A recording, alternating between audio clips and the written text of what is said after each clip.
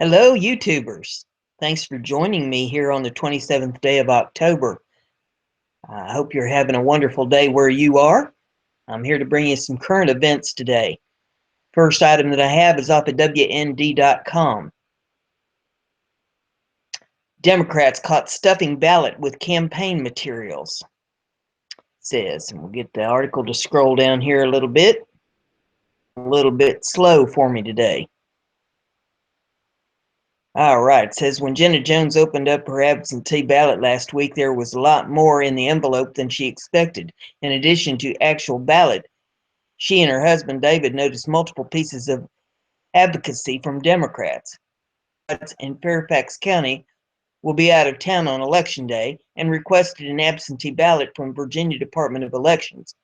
She was surprised to see what else came with her ballot. I found a letter from the governor of Virginia asking me to please vote Democrat and help keep Virginia blue this year. The Fairfax County Democratic Committee giving me a step-by-step yes and no what I should vote for as far as the meal tax and all the other things on the ballot. WND and Radio America. The latter document is known as a sample ballot and is often handed out on the sidewalks outside polling places on Election Day, but there are strict rules that forbid those sample ballots from being handed out in polling stations. And there is a picture to see images of some of this material in this article. All of these URLs, of course, are in the description of my video, so you can take a look at them and pull up any other information that you require. The article goes on and says there was no material provided in absentee packages highlighting Republican candidates or positions on various proposals. Jones did not request the ballot through the Democratic Party. She has not voted in any recent Democratic Party primaries, and she is not registered Democrat. Although Jones is not a political junkie of any sort, the inclusion of the flyers, I guess, from Democrats, but nothing from Republicans struck her as odd. I was a little confused as to why we didn't get anything Republican at all, and I wasn't sure why that was included in my ballot at all, she said. On the back of the letter from McAuliffe were lengthy, glowing biographies of Hillary Clinton, Tim Kaine, and her local congressman, Representative Kerry Conley. Her husband, David, was serving as witness to Jenna's vote. He was even more frustrated by all the pro-Democrat literature while no GOP materials were included. Also was a little befuddled because I figured that this would be a time that you wouldn't want to encourage voters to go one way or the other, David Jones says. It's just like when you walk into the precinct or the polls, they can't be within a certain amount of feet from the voting booths, and I figure they shouldn't be able to put a piece of paper in the envelope with your ballot. I was particularly surprised by the letter from Governor McAuliffe, which was not a statement thanking absentee voters for taking part in the process. Instead, it was a full-page letter imploring Virginia voters to choose Democrats for president and Congress. It also slams Republican Donald Trump on issues ranging from immigration to taxes. If it was just a letter saying, hey, we appreciate you voting, every vote counts, that would make sense, and I would totally back that. But when there's specific, says Hillary Clinton for president and Tim Kaine for vice president, laying out their platform, to me it was just biased and it was one-sided. What says he is also worried about how others might look at the letters. I just think the people who didn't have social media or television access, who are confined to a house, who just can't get out or who are overseas, and they are relying on this information to cast their vote, David said. As a result, it's got something trying to play here. Good grief. See if we can get this thing stopped. My goodness, now more stuff popping up. Oh, gotta love these websites. All right. As a result, David took to Facebook on October the 20th with the photos included below, so you can take a look at these photos if you want to see them in the article. It says, so what in the world is, so in what world is this okay? Jenna will be out of town for the election, so we are completing her absentee ballot tonight. There are 2 flyers from Democrats telling us how to vote. They can't go inside the voting places, but they can put checklists in this envelope. Ridiculous, David's Facebook stated. It upset me, I guess, because there was nothing in there that represented the Republican Party, and I knew if we were getting these, then someone else was getting it too. His post has been shared dozens of times. He said even Democrat friends and longtime poll workers have expressed shock and disgust at Democrat Party tactics. He has reached out to several different state officials looking for an explanation. Thus far, he has received no response. Our calls and emails to the Virginia Department of Elections have also gone unanswered. And there's a bunch of pictures in this of the stuff that was in the envelope, so you can check that out at your leisure. The next one is off of the commonsenseshow.com. Waiting for it to pop up here on the screen. I'm overworking the hamster today. This one says Clinton Soros led electoral college tampering, evidence of master voter fraud in Arizona. Americans are fed up. The establishment previously and astutely predicted how fed up Americans would become as the government has rehearsed for massive civil unrest over and over. In fact, the American sheeple of this country have discovered how correct the independent media has been regarding the criminals who have hijacked our government. However, this is a small consolation for what lies ahead for the American people. Late last week, Mike Adams and myself received inquiries for interviews from the Washington Post and the New York Times, respectively. In each case, I have previously reported the reporter wanted to know if we knew about any patriot groups who would foment violence in the reaction to Hillary Clinton election. I told the reporter that the only way Clinton could was through voter fraud, but I knew of no effort to respond in violent manner. It was compared to Mike and myself that reporters were trying to create a narrative in which we would be blamed for fomenting violence in the face of a stolen election.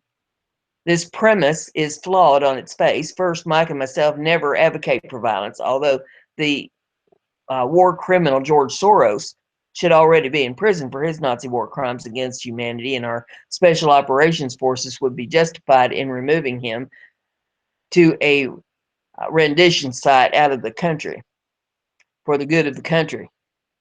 This is all legal as the tenets of the NDAA could apply. Beyond this, violence will accomplish nothing but to promote more violence. I told the New York Times reporter that I do not condone violence, but I would support a national boycott against all businesses that benefit in any manner from the free trade agreements and illegal immigration.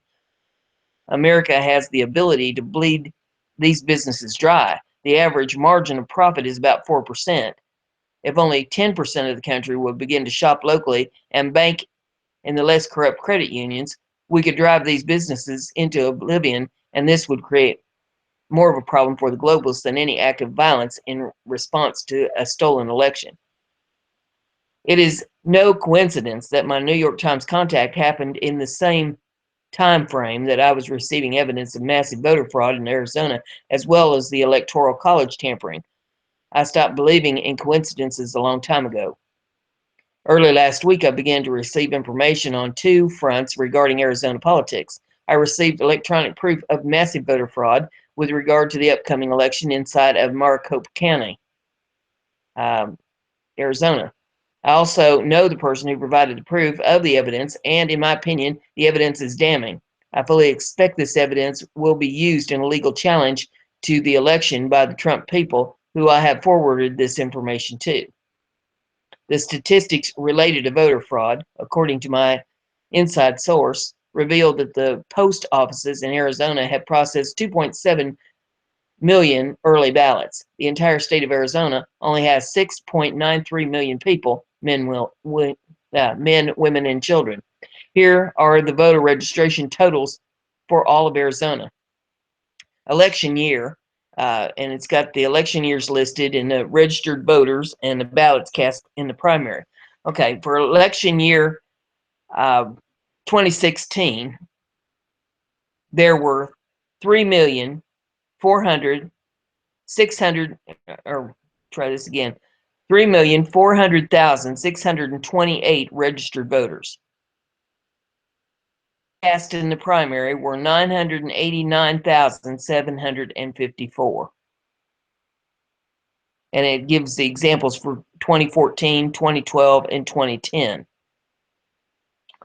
Just a cursory look at the numbers show that anywhere from 25 to 33% of registered voters cast votes in the primary election, with data going back 6 years.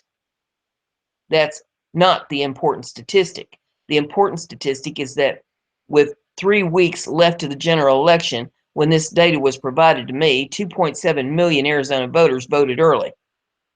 This means that 80% of Arizona's eligible voters have voted early. Do you find this believable?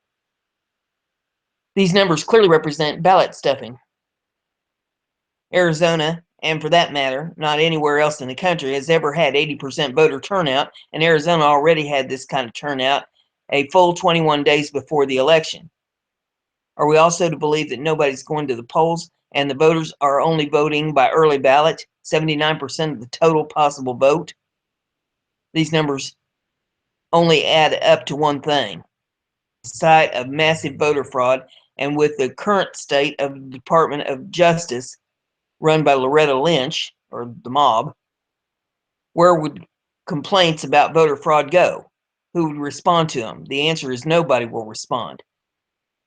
Who in the media is going to report this kind of blatant, obvious voter fraud? CNN, Fox, ABC? Hold on to your hat. It's about to get a whole lot worse. For a couple of weeks, I've been receiving information from someone I know personally who has played a significant role in Arizona politics. This person told me, without blinking an eye, that the inducements and outright bribes have been offered to Arizona's electors. The person knows of one instance of direct collusion with shadowy forces. Although no mention of the specific people and organizations involved in the attempted bribery were mentioned, it does not take much imagination to know we are ultimately referring to George Soros and the Clinton Foundation.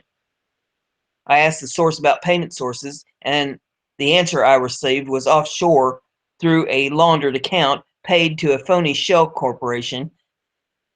Again, it does not take much imagination to know that we're speaking about either the HSBC Bank or Wells Fargo, or both, since they both have busted for these kinds of money laundering operations, for which they paid a fine and nobody went to jail. About bribing electors, we're talking about a finite population. In Arizona, that number would be 11 Republican electors. In the face of what they will call unfounded rumors, will these people open up their phone and banking records as well as their travel histories? I've made an official inquiry to the Arizona Secretary of State and have yet to receive a response. By the way, the elector in question claimed that they had not accepted any money and that they only had knowledge about how the bribery would take place. The proof is in the pudding. Even with the rampant and apparent early voting election fraud that's taken place, I do not believe that Clinton can win. I have a hard time finding anyone who supports this despot. Therefore, we have a couple of bellwether indicators of voting fraud. The first would be the exit polling, which Trump supporters should be independently conducting. If the polls don't match the result, then major problem with voter fraud. Second, if the voters in Arizona are refusing the demands that many will make to vote on paper ballot as opposed to George Soros voting machines. Arizona is one of 16 states in which George Soros voting machines and play for this election. What's happening in Arizona is happening all across the country. Insider accounts and Arizona Secretary of State figures are not needed to show collusion in the upcoming election. When a longtime Clinton ally has one source that supplied voting machines to 16 states, we have evidence of all the collusion we need in order to show intent to commit massive voter fraud. In the 5 days leading up to October 26th, the White House petition that calls on Congress to hold an emergency session about removing the Smartmatic voting machine received more than 70,000 signatures. Previously, the Institute for Critical Infrastructure Technology stated that one of the simple stand most effective ways to alter the outcome of an election would be to gain access to a company that controls the voting machines and then have the incriminating data self-delete. Speaking of Arizona, the Epcot Times is reporting that Arizona, a new political committee linked to Soros, is being accused of violating Arizona election laws. The AP reported that an attorney representing Republican incumbent Bill Montgomery's re-election in Maricopa County filed a campaign finance complaint against the Soros-funded Arizona Safety and Justice. The complaint states that Soros has been spending millions of dollars this year to support Democrats in prosecutor races around the country, and all but one of his favored candidates have won. The implication is clear. Even if Clinton Democrats and George Soros are caught cheating, who's going to prosecute them? Under this plan, a mini Loretta Lynch mob will be in charge of any investigation. Do you think that Clinton forces have been planning for some time? Now we know where all that ill-gotten Clinton Foundation money is going. Smartmatic's website had at one time listed the 16 states in which its machines are being used for the upcoming general election, but has since removed that information. The 16 states are Arizona, California, Colorado, Washington, D.C., Florida, Illinois, Louisiana, Michigan, Missouri, New Jersey, Nevada, Oregon, Pennsylvania, Virginia, Washington, and Wisconsin. Even more damning evidence appears when one compares the state who do not bind their electoral college electors to the popular vote. From Mike Adams' Natural News, it says, you might be shocked to learn that only 29 states require electors to cast their electoral votes in accordance with the popular vote of their state.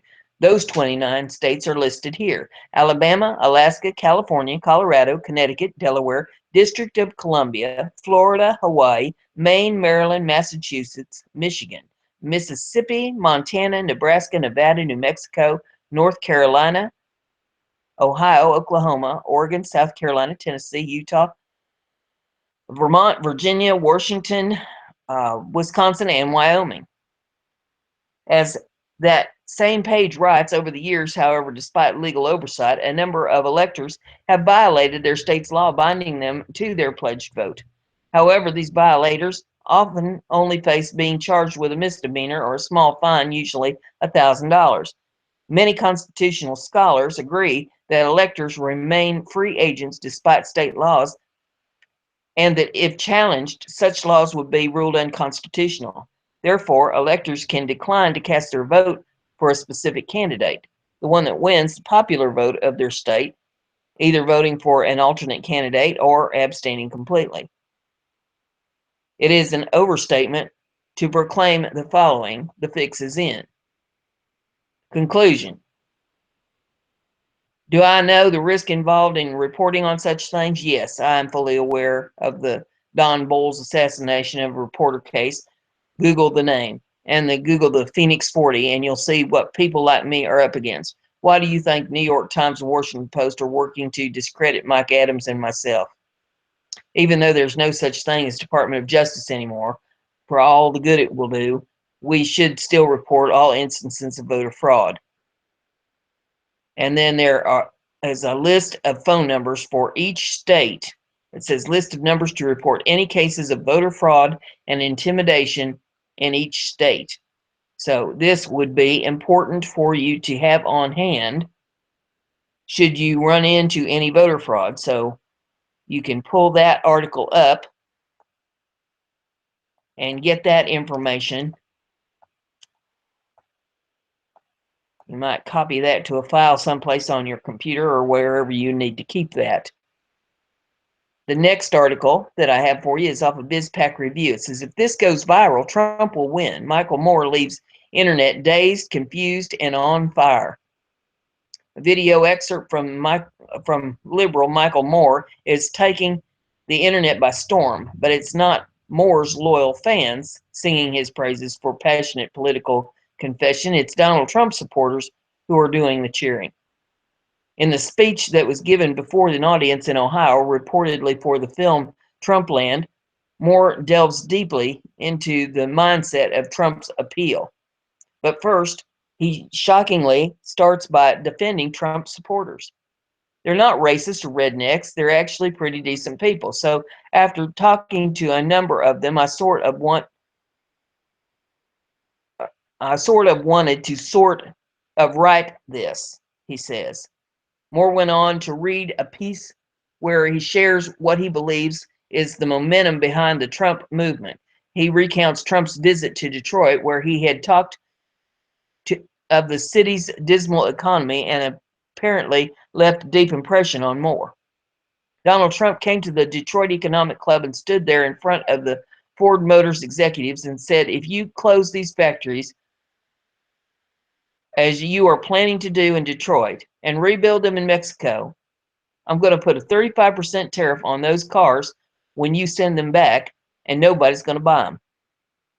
It was amazing to see. No politician, Republican or Democrat, had ever said anything like that to these executives. It was music to the ears of people in Michigan and Ohio and Pennsylvania and Wisconsin, the Brexit states. You live here in Ohio, you know what I'm talking about. Moore went on to talk of the forgotten man who works hard if he or she is lucky enough to have a job and continually gets screwed by the very representatives who are supposed to have their backs. Donald Trump's choice of host for the new Trump Tower Live show sets off mega shockwaves. Whether Trump means it or not, it's kind of irrelevant because he's saying the things that people who are hurting. And that's why every beaten down, nameless, forgotten working stiff who's used to be part of what was called the middle class loves Trump. He's the human Molotov cocktail that they've been waiting for, the human hand grenade that they can legally throw into the system that stole their lives from them. And on November the 8th, Election Day, although they have lost their jobs, although they've never been foreclosed on by the bank, next came the divorce and how the wife and kids are gone. The car's been repossessed and they haven't had real vacation in years. They've stuck with the shitty Obamacare bronze plan and can't even get a effing.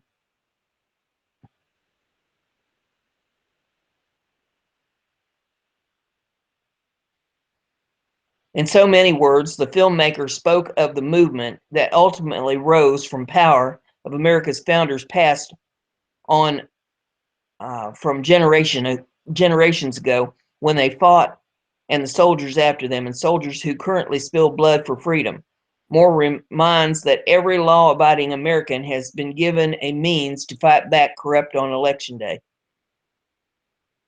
They have essentially lost everything they had except one thing, the one thing that doesn't cost them a cent, and it's guaranteed to them by the American Constitution, the right to vote. They might be penniless, they might be homeless, they might be effed over and effed up, but it doesn't matter because it's equalized on that day. A millionaire has the same number of votes as a person without a job, one. And there's more of a former middle class than there are in the millionaire class. So on November the 8th, the dispossessed will walk into the voting booth and hand it a ballot, close the curtain, take that lever or a felt pen or touch screen, and put that Evan X in the box by the name of the man who has threatened to upend and overturn every system that has ruined their lives, Donald J. Trump.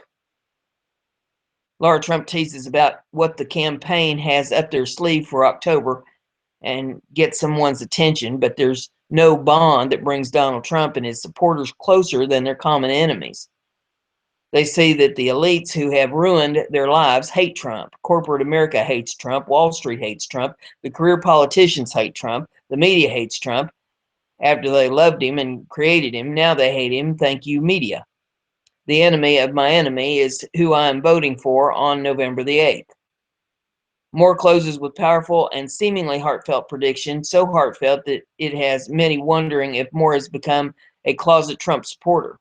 Yes, on November the 8th, you, Joe Blow, Steve Blow, Bob Blow, Billy Bob Blow, all the Blows, get to go and blow up the whole so-and-so system because it's your right. Trump elections is going to be the biggest FU ever recorded in human history, and it will feel good. Moore's words resonate with many Trump supporters, and they're determined to make it viral. And the videos are in this URL if you want to take a look at that. The next one that I have is off of the Times of Israel, and it says UNESCO adopts another resolution ignoring Jewish link to Temple Mount. And the secret ballot, cultural body World Heritage Committee approves texting using only the site's Muslim name. 10 states vote in favor and 2 oppose, 8 abstain. An important panel of the United Nations Education, Cultural, and Scientific Organization called UNESCO on Wednesday morning approved a controversial resolution that ignores Jewish and Christian ties to the Temple Mount. The decision came a week after a similar resolution was approved by the body and elicited angry responses from Israel, several world leaders, and even the body's own director general.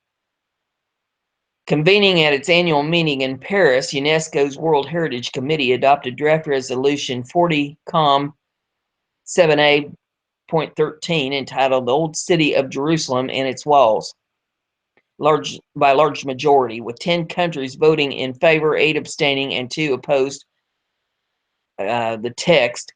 8 yes votes were needed for the resolution to pass. Jamaica was absent and did not participate in the vote. This year's member countries of the committee made things particularly difficult for Israel diplomats battling the resolution. Germany, Colombia, and Japan, all sympathetic nations to Israel, are no longer involved, and in their place are Tanzania, Kuwait, Lebanon, and Indonesia, bringing the 9 total number of Muslim countries. Those 9 and Vietnam were all assumed to have voted for the resolution. Poland, Finland, Croatia, Portugal, the 4 European countries had indicated they would abstain. The 21 nations with voting rights on the World Heritage Committee were Finland, Poland, Portugal, Croatia, Turkey, Azerbaijan, South Korea, Indonesia, the Philippines, Vietnam, Kazakhstan, Tunisia, Kuwait, Lebanon, Peru, Cuba, Jamaica, Burkina Faso, Zimbabwe, Angola, and Tanzania. The resolution, which accuses Israel of various violations, echoed last week the decision in referring to the Temple Mount compound solely by its Muslim names, Al-Aqsa, Mosque al-Haram al-Sharif, and defined it only as Muslim holy site of worship. As a site of the 2 biblical temples, the Mount is the holiest place in Jerusalem, but unlike last week's resolution, the draft did not mention the importance of Jerusalem's old city for the 3 monotheistic religions. Yet this is yet another absurd resolution against the state of Israel, the Jewish people, and the historic truth. Israel's ambassador to UNESCO, Alma Hakhoen, said after the vote, the fate of the resolution would be no different than from the United Nations General Assembly Resolution 3379, which equated Zionism with racism, he predicted, noting that the resolution was overturned 16 years after its adoption in 1975. Recalling that Israel's ambassador to the UN at the time, Chaim Herzog, tore apart a copy of that resolution. He said that UNESCO's resolution on Jerusalem belonged in the garbage bin of history. I have no intention of doing this today, not because or the dignity of this organization, but because it is not even worthy of the energy needed for tearing it apart. The Israeli envoy said before proceeding to lift up a black dustbin with the word history on it and placed a copy of the text inside. The absurdity continues, and UNESCO has adopted yet another ridiculous decision that is disconnected from reality, he said in a statement. UNESCO, and now the page is jumping around on me. Let me get this under control here. UNESCO embarrassed itself by marching to the tune of the Palestinian piper. All attempts to deny our heritage, distort history, and disconnect the Jewish people from our capital and our homeland are doomed to fail. Wednesday's session, the chairperson of the World Heritage Committee, Turkish diplomat Lail, proposed that the resolution be adopted by consensus, which would have given appearance of a unanimous decision. A majority of member states supported her proposal, but Tunisia and Croatia asked for a secret ballot, despite vociferous opposition by Lebanon, Tunisia, Cuba, and other states that pushed for consensus. The committee's legal advisor eventually ruled that a secret ballot would be held on the resolution, paving the way for 2 no votes and the 8 abstentions. Despite fanatic Israeli efforts to convince some of the committee member states to oppose the resolution, its eventual adoption did not come as a surprise to anyone in Jerusalem. Prime Minister Benjamin Netanyahu said late Tuesday night that UNESCO's second vote on the matter within a few days showed the organization remains a theater of the absurd. He said that while extremist Muslim forces are destroying mosques and churches, Israel is the only country in the region that protects them and allows freedom of worship. According to Sharma Hakohen, Netanyahu instructed him to work countries likely to abstain to go further and cast a vote against the resolution, arguing that abstention would be akin to support. He described the resolution as diplomatic jihad against the Jewish people, Judaism, and Christianity. Israel respects Muslims and other faiths and their presence in our holiest of places, and it is tragic that other side doesn't have a leadership that will do the same, but rather one that is engaged only in doing the exact opposite, Shaman Hakohen said Tuesday during a meeting with UNESCO's Director General, Anna Bokov. This is no longer an Israeli-Palestinian struggle, but an Arab struggle against the entire Jewish world. It is clear that Israel and the Jewish people will survive this, yet it remains unclear whether UNESCO will. Shama Hakohen and the heads of 2 Israeli advocacy groups, Stand With Us and the International Legal Forum, handed Bokova a signed petition by more than 77,000 Jews and Christians calling on UNESCO to recognize the irrefutable deep historic, cultural, and religious connection between the Jewish people and the land of Israel. The earlier resolution, which was approved October 13th at the UNESCO committee stage with 24 yes votes and 6 no votes and 26 abstentions, and then formally confirmed by UNESCO's executive on October the 18th, sparked vociferous condemnation in Israel as well as from UNESCO's own director, Anna Bokova, and several foreign leaders. Last week's text reference to Israel as the occupying power at the holy sites, the resolution adopted Wednesday, sponsored by Kuwait, Lebanon, and Tunisia, did not, which Israel considers a minor victory. In another significant divergence from October 13th text, the new version did not put quotation marks around the designation Western Wall, a punctuation seen in Israel as bolstering the original resolution's disdain for Judaism, holiest site. The adoption of the resolution creates an absurd situation whereby the archaeological digs on and around the site of the Temple Mount, which have unearthed copious evidence of Jewish connection to the site, may now be now be designated as destruction of the Muslim site.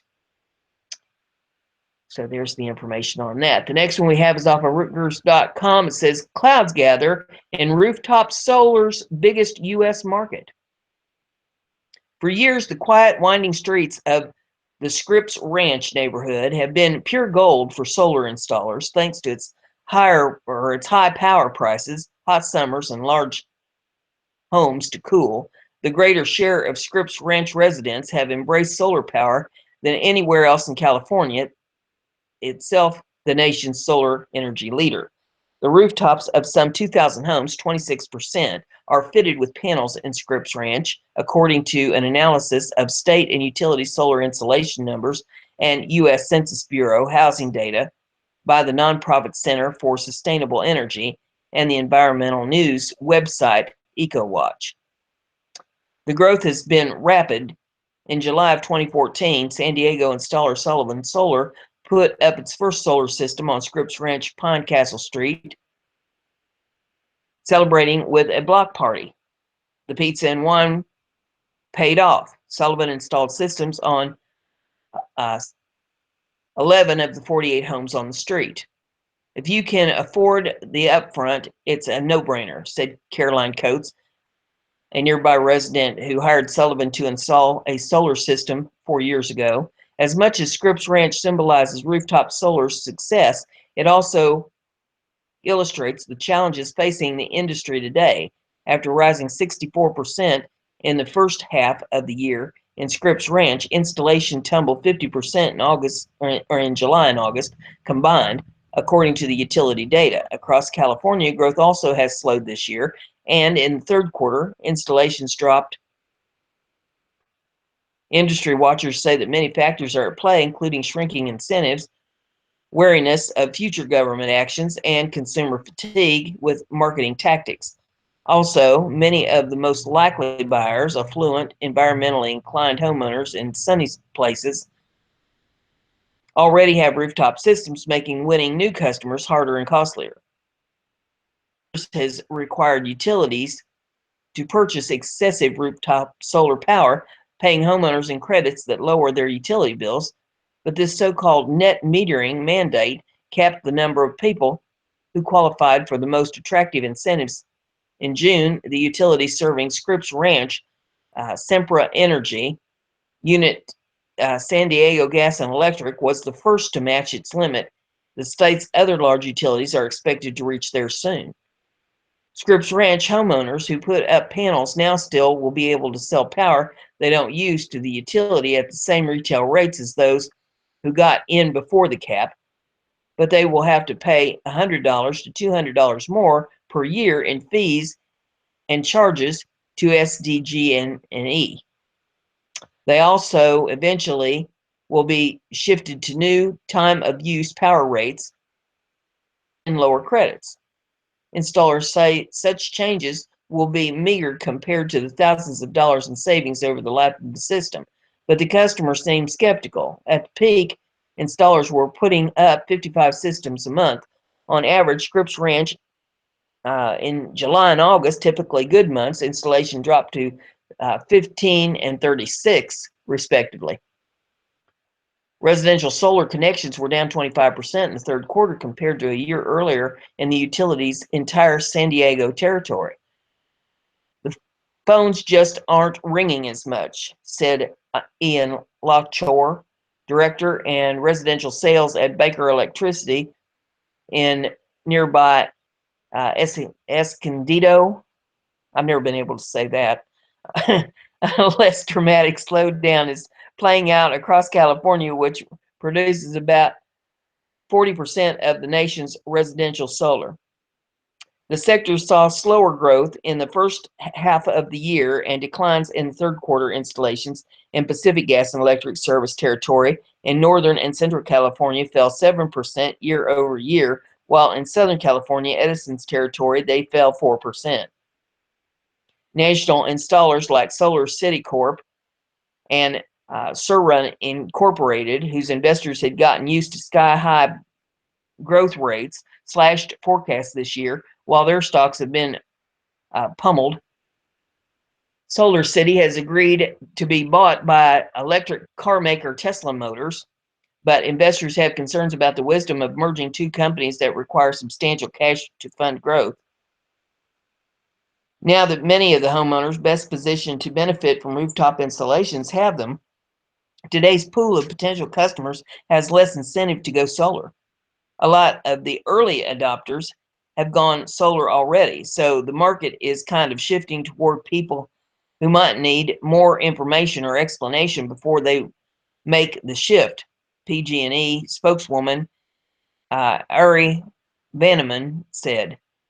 The Scripps Ranch, for instance, many homeowners without solar say their power bills are too low or their rooftops too shady. Ken Ingrero, gosh, these names really throw me off. I'm going to say Ingrero, a Scripps Ranch resident who said he and the tons of research about solar decided his $220 a month power bill was too low to justify investment of up to $28,000. It's a good option for people who are spending $800 a month putting the air on 24/7, he said, but we don't do that. Working harder to win customers has raised costs, but say both Solar City and Sunrun reported large increases in sales and marketing costs in the first half of the year compared with 2015. Customers' acquisition costs could rise further this year, GTM research said. More aggressive marketing carries risk, however. Some solar vendors come across as used car salespeople, said Vikram Agrawal, chief executive of Energy Sage, an online comparison shopping marketplace for solar. A lot of customers tell us that their first interaction with solar was negative, he said. Nearly 300 people filed solar-related complaints with state last year, an increase of 25%, according to California Contractors State Licensing Board, with pledged to step up in enforcement. The slowdown is having the greatest impact on the industry's biggest installers. A drop in installations in regions serving or serviced by SCE and PG&E between the first and second quarters of this year mostly involved U.S. installer Solar City. A GTM research analysis of installation data showed Sunrun installations were flat, while local and regional installers on average showed growth. Solar City spokesman Jonathan Bass blamed lackluster performance in the second quarter on the fact that it was leasing installations to customers rather than offering a loan to purchase. Demand for loan option introduced in the second quarter has increased every month, Bass said, adding that California sales, which includes leased and purchase systems, rose in the third quarter compared with the second quarter. Sunrun chief executive Lynn Jurich would not comment on her company's third quarter performance, but said in an email statement that the industry does face some headwinds from time to time that can include anything from seasonality to uncertainty created in consumers' minds where we go through regulatory change. Sunrun believes there are 5 times as many solar-ready homes in California than have gone solar, Zurich added. Both Solar City and Sunrun have said new products such as energy storage and solar roofs, Solar City is expected to unveil later this week. Or I'm sorry, yeah, that's what it says. Solar is expected to unveil later this week. Will create new growth. So there you have that information on the solar roof systems. The next one we have says It's off of Reuters.com. It says Colonial Pipeline to cut volumes on gasoline line after the Alabama leak. It says Colonial Pipeline said on Monday it would cut shipping volumes while it works to restart the section of its main gasoline conduit that was damaged after its biggest gasoline leak in nearly 2 decades in Alabama last month. The company expects to fully restart the damaged part of the artery by mid-November. The damaged section of the 1.3 million barrel a day line that connects with refining hub of the Gulf Coast to the East Coast was shut for more than 12 days after a leak was discovered on September the 9th. A bypass line was constructed to restart operations while the company repaired the main conduit. Allocations on line 1, the main gasoline line on the biggest refined product system in the United States, will be reduced by about 20% for 10 days.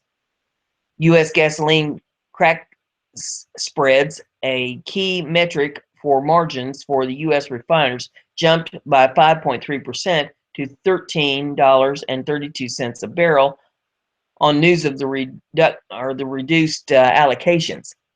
New York Harbor gasoline for prompt delivery were also said to be offering higher. Colonial was required to submit a detailed restart plan to federal authorities and must wait for approval before it can restart the damaged section of the original Line 1. A draft restart plan has been submitted to PHMSA, which they will review and approve prior to constructing and reinstating Line 1 in original service, a Colonial spokeswoman said in an emailed response. The U.S. Department of Transportation Pipeline and Hazardous Materials Safety Administration, or PHMSA, said on Friday that Colonial must cut pressure on the line by 20% until it can ensure the line can safely operate at full capacity. On Monday, PHMSA did not say whether it had signed off on the restart plan. We continue to work with the operation to address the concerns outlined and cannot speculate on a restart time at this time, a spokeswoman for PHMSA said in a statement emailed to Reuters. So there is that information. And then we have this one, also off of Reuters. It says North Dakota oil well spewing after weekend blowout. North Dakota oil well, owned by Oasis Petroleum Incorporated, blew out over the weekend and has yet to be capped. 67,000 gallons of crude so far and endangering a tributary of the Missouri River, state officials said. The cause of the blowout remains unknown, though state officials surmise it may have been caused by a hydraulic fracturing of a nearby well in a situation referred to in the industry as communication between wells. Thick gray smoke rose from the Helling Trust T115H well site on Monday afternoon as dozens of tractor trailers hauled in vacuum trucks and other cleanup equipment. Oasis is trying to cap the well by pumping in a thick mixture of mud and clay, state officials said. The blowout happened at 11 p.m. local time on Saturday. The company worked all weekend to regain control of the well, including flying in staff from Houston headquarters, but so far efforts have been unsuccessful, according to state and local officials. The well is about 15 miles south of White Earth, North Dakota, in Mount Trail County, one of the more prolific oil-producing regions in the state. Unlike most blowouts, this one did not produce a geyser of crude, but a smaller burst, roughly 5 feet in height, that sprayed oil into the well pad. Some of the oil pooled onto the pad, and some was carried by a light wind to the White Earth River, a tributary of the Missouri River, roughly 850 feet down a nearby cliff.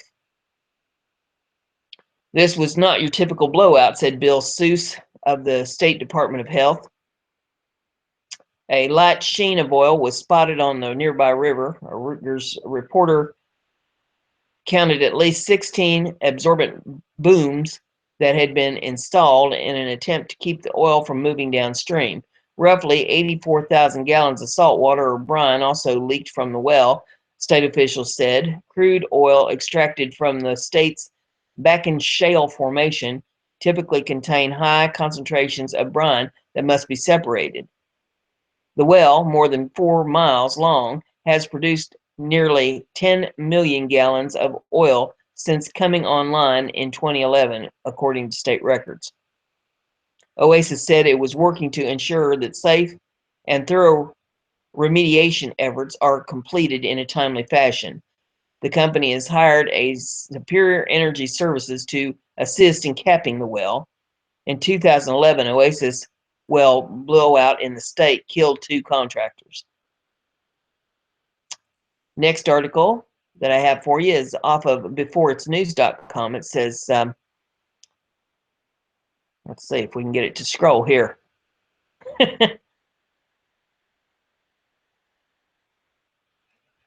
Okay, it says security experts, St. Jude heart devices can be hacked. Boy, that makes you feel special if you got any kind of a heart device in, a pacemaker or anything, don't it? It says, imagine having a device implanted in your heart to help keep it beating, only to be told there's a chance someone with a nefarious intention could hack into it. That's exactly what experts are warning could happen to cardiac implants made by device maker St. Jude Medical Incorporated.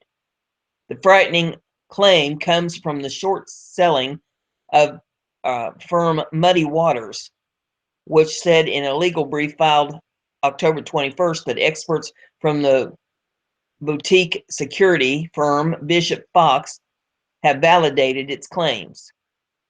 The concern centers around the Merlin home transmitter, which, according to St. Jude, allows efficient remote care management of patients with implanted cardiac devices through scheduled transmissions and daily alert monitoring. The claims were made back in August by Muddy Waters founder Carson Block, who cited presentations by security experts that showed hackers could convert the Merlin home devices into weapons that could cause cardiac implants to stop delivering shocks to patients' hearts.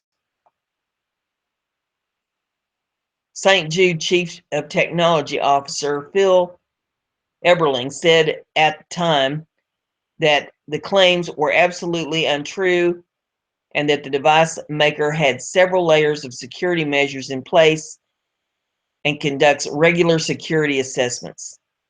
The medical device maker responded to Muddy Waters' claims at filing a lawsuit against Muddy Waters on September the 7th. And it's got some kind of an ad thing here that I'm trying to get rid of so I can read the rest of this, but it is not cooperating with me whatsoever. It says, however, there's a 53-page Bishop Fox report released Muddy Waters last Friday shows that St. Jude's implantable cardiac device are more vulnerable to hacking than currently either realizes or wants to admit. And if you want to try to pull that article up and read the rest of it yourself, you're welcome to do so. It's not allowing me to get past the ad for some reason on here. But, wow. I mean, that if you got a pacemaker and it's made by that company, I think I'd be checking into something before you get hacked into. Wow. The next one we have is off of Creeping Shahara WordPress.com, and it says, Sweden bans Christmas tree lights to avoid offending Muslims. I can't make this stuff up. Holy smoke. I mean, on one hand, my mind is saying, yeah, I'd like to see you try that stuff here. And on the other hand, I'm thinking they probably are going to try that stuff here. Uh, oh, holy smoke. Okay, this says, Islam means submission. Towns across Sweden have banned Christmas tree lights in the name of security, But the real reason is almost certainly because the country has completely catapulted to in Islam after importing countless Muslim immigrants or migrants over the last 2 years. According to SVT report, the Swedish Transport Administration, or Trafikverket, will will not allow municipalities to erect Christmas tree lights on light poles that the authority manages, meaning that many towns will have no festival lights at all on major streets. According to Spiza, the change is a victory for those who want to tone down the reminder of the country's Christian traditions, but according to the Swedish Transport Administration, the decision for the drastic change is security. Poles are not designed for the weight of Christmas lights, and we have to remove anything that should not be there, said Elin Isaacson. I don't know how he pronounces his name. I'm not from there. National coordinator at the Swedish Transport Administration. The argument that the lights are too heavy and pose a safety risk sounds like complete baloney. Swedes are being asked to believe that lights normally held up by tree branches are now too weighty to be supported by metal poles. Despite there being no safety issue with streetlights for decades, this new rule has been instituted right after record numbers of Muslim migrants flooded into the country. Just a coincidence, I'm sure. In reality, the Christmas lights ban is almost certainly an effort to avoid offending Muslim migrants who are causing chaos in cities like Malmo, where the firebombing of cars and businesses in or near Muslim ghetto no-go areas is becoming a routine occurrence. As we previously reported, a top Swedish bishop advocated removing crosses from a Christian church and replacing them with Islamic symbols in order to please Muslims. Last Christmas, it was also announced that a Christmas Eve special broadcast on public television would be hosted by a Muslim woman. Some areas of Sweden are even catapulting into returning ISIS terrorists by offering jihadists free driving licenses and housing benefits to help them reintegrate into the job market. I cannot make this stuff up. The next one we have here is off of theguardian.com. It says exclusive. What Theresa May really thinks about Brexit shown in leaked recording. Secret audio of Goldman Sachs talks in May shows she feared businesses would leave and wanted the UK to take a lead in Europe. Theresa May privately warned that companies would leave the UK if the country voted for Brexit during a secret audience with investment bankers a month before the EU referendum. A recording of her remarks to Goldman Sachs, leaked to The Guardian, revealed she had numerous concerns about Britain leaving the EU. It contrasts with her nuanced public speeches, which dismayed Remain campaigners before the vote in June. Speaking at the bank in London on the 26th of May, the then Home Secretary appeared to go further than her public remarks to explain more clearly the economic benefits of staying in the EU.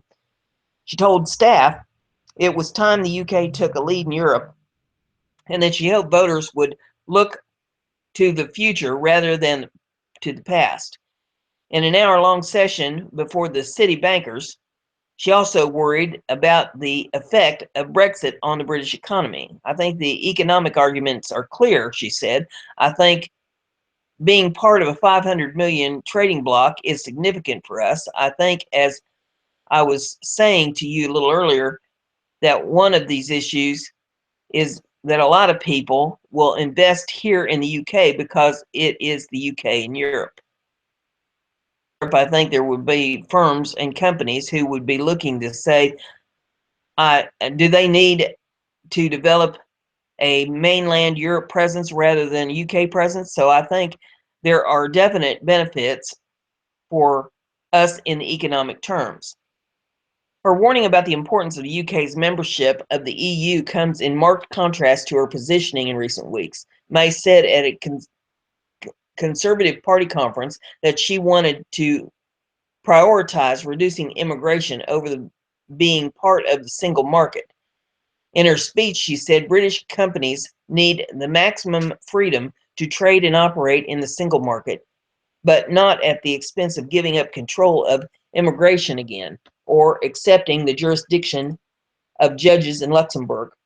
At Goldman Sachs, May also said she was convinced Britain's security was best served by remaining in Europe because of tools such as European arrest warrants and the enforcement of sharing between the political and intelligence agencies. There are definitely things we can do as members of the European Union that I think keep us more safe, she said. The disclosure would prove embarrassing for the Prime Minister, who faced criticism for lying low during the referendum campaign and offering only lukewarm support for the remaining side. In April, May gave a speech in which she set out some of the reasons for staying in the EU, warning that it could have an impact on the development of single market for the rest of the EU if the UK left. But her comments at the Goldman Sachs events a month later go further in warning about dangers to the British economy from businesses relocating to continental Europe. During the referendum campaign, May infuriated senior Conservative colleagues on the remaining side by largely staying out of the day-to-day arguments in favor of staying in the EU. One of her major pro-Remain interventions was overshadowed by an announcement that she would like to take on the UK out, or that she would like to take the UK out of the European Convention on Human Rights, which she quickly ditched when running for party leadership. Her refusal to participate in the campaign led Craig Oliver, David Cameron's former chief of communications, to wonder if she was secretly an enemy agent for the other side. However, others have suggested she believed in the arguments for staying in, but was keeping her powder dry in case of a pro-Brexit vote. May went to Goldman Sachs as a guest speaker and answered questions from the floor. In relaxed exchanges, she praised Cameron, the then Prime Minister, and said he had returned with important concessions from the EU summit earlier in the year. She sidestepped a question about whether she wanted to be Prime Minister and focused on explaining why Britain should stay in the EU. May said, "That is one of my messages in terms of the issue of referendum. Actually, we shouldn't be voting to try to recreate the past. We should be voting on what is right for the future." Goldman Sachs confirmed May had spoken to staff but was not paid. She accepted an invitation as part of the bank's Talk at GS program, in which high achievers from all walks of life are given a chance to reflect on their experiences and answer questions. Previous speakers in the series include double Olympics champion Dame Kelly Holmes, David Benioff, the co-creator of the Game of Thrones TV series, and Lloyd Grossman, the man behind the eponymous sauces. Some of the speakers are listed online, although May was not. In the U.S., the Democratic presidential candidate, Hillary Clinton, made 3 private speeches at Goldman Sachs staff on 2013. The contents of which she originally refused to divulge during a bitter primary contest with left-wing rival Bernie Sanders. She was paid $675,000, and transcripts eventually released by WikiLeaks show her taking a much softer line on Wall Street than she had publicly claimed. Introduced in her private session at the bank as the longest-serving Home Secretary this century, May spoke in much more explicit terms than ever before about the need for the UK to act from the front in Europe. "What I do think is that the UK needs to lead in Europe," she said. "I think over the years, the UK has tended to take a view that Europe is something that is done to us, we have take we have taken a rather backseat position to Europe. I think that when we go out there, when we can take the initiative and when we lead, we can achieve things. So I do think we need to make sure we are taking the lead. She dismissed concerns of senior figures in the military who had claimed that the EU was making life more difficult for soldiers. Actually, very often, when people talk about it, I suspect, and I haven't spoken to them, I suspect that they are not talking about European Union, but the European Convention on Human Rights and the European Court of Human Rights, which is separate from the European Union. Tim Farron, the Lib Dem leader, said it was disappointing that Theresa May lacked political courage to warn the public, as she did a bunch of bankers in private, about devastating economic effects of Brexit.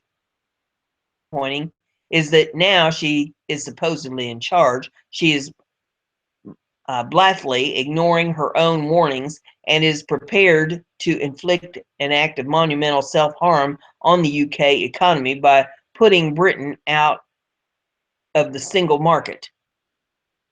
Phil Wilson, a Labour MP, speaking for the Open Britain group campaigning for the UK to stay in the single market, said, "It's good to know that privately Theresa May thinks what many of us have been saying publicly for a long time. Leaving the single market would be bad for business and for our economy. Now she is Prime Minister. Theresa May is in an unrivaled position to act on her previous concerns, starting by putting membership of the single market at the heart of her government's negotiating position."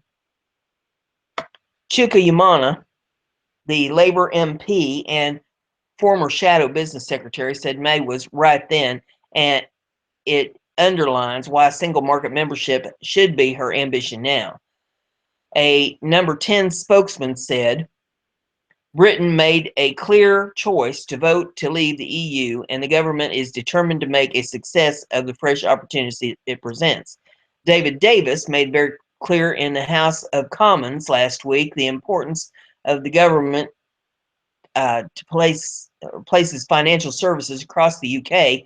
The negotiation, or in the negotiations to come, as he has the chancellors in recent weeks. "We want a smooth and orderly exit from the European Union, which would be in the interest of both Britain and the EU," he said. Next article I have for you is off theguardian.com. It says, documents show AT&T secretly sells customers' data to law enforcement. Telecommunications giant AT&T is selling access to customer data to law enforcement in secret, new documents released on Monday reveal. The program, called Hemisphere, was previously known only as a partnership between the company and the U.S. Drug Enforcement Agency, or DEA, for the purpose of counter-narcotics operations. It accesses the trove of telephone metadata available to AT&T, who control a large proportion of America's landline and cell phone infrastructure. Unlike other providers who delete their stored metadata after a certain time, AT&T keeps information like call time, duration, and even location data on file for years, with records dating back to 2008. But according to internal company documents revealed Monday by Daily Best, Hemisphere is being sold to local police department and used to investigate everything from murder to Medicaid fraud, costing U.S. taxpayers millions of dollars every year, even while riding roughshod over privacy concerns.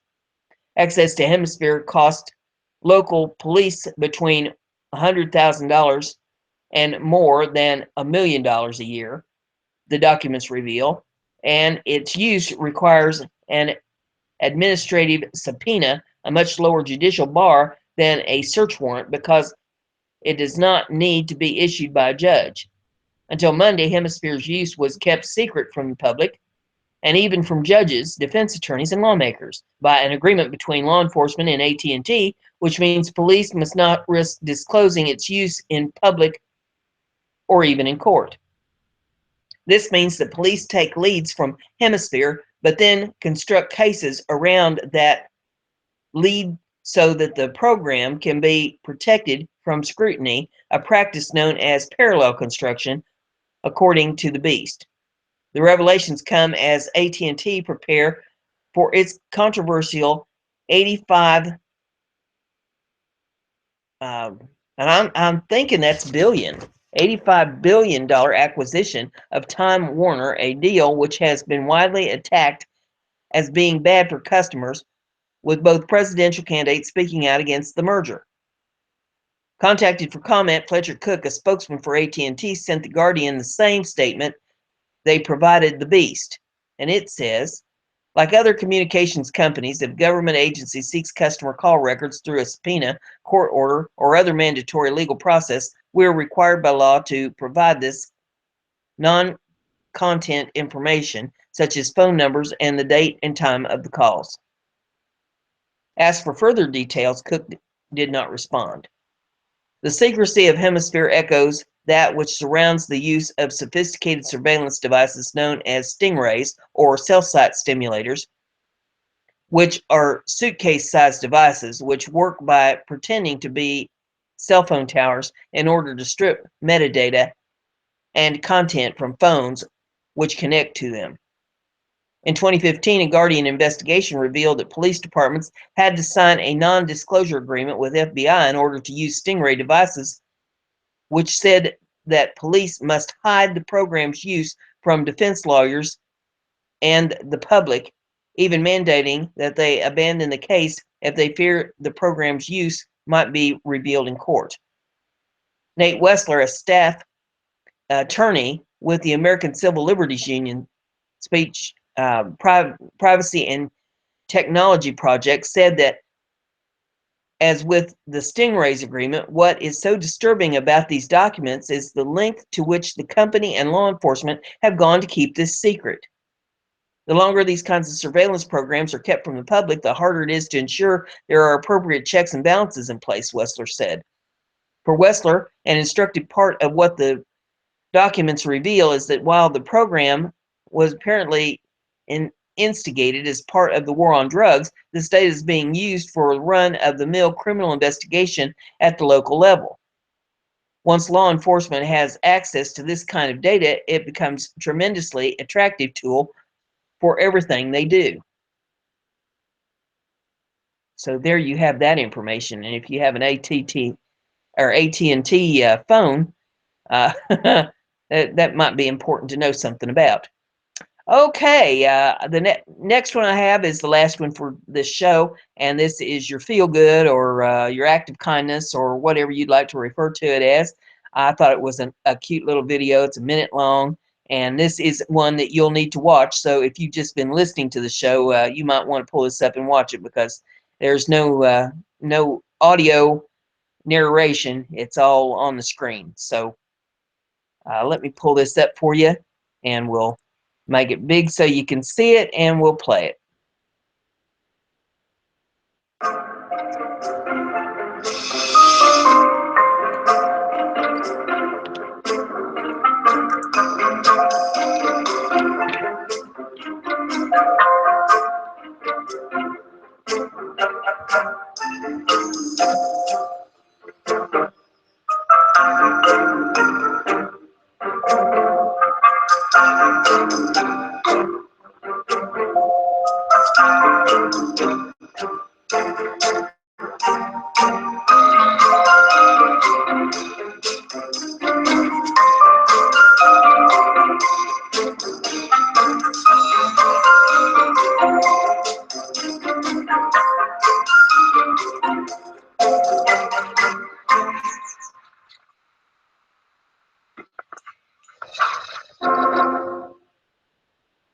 So there you have that. I thought that was a nice little video that you'd enjoy, and it shows what persistence will do. I mean, even a dog has sense enough to be persistent, and There's a lot of people that they're given an opportunity at something and they fail one time and they quit. They're done. That's it. They're not going to have no more to do with it. And it goes back to something Thomas Edison once said, a quote that I heard, and it's kind of stuck with me over the years. It's not how many times you try and fail. It's how many times you try and succeed that's important.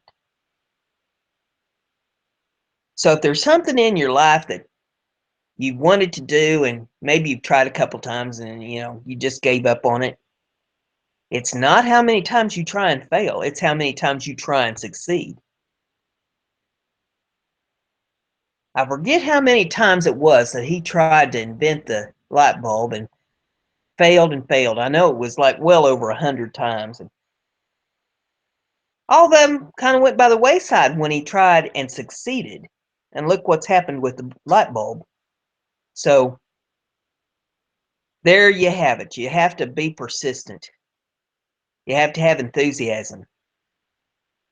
Try to do something nice for somebody today and do something that'll uplift them or something that'll improve their life a little bit. Little act of kindness goes a long way. I hope it's beautiful where you are today. I hope you're able to get out, kick your shoes off, stick your feet down in the grass, balance yourself, take a deep breath of fresh air, and be glad you woke up above ground. Bye.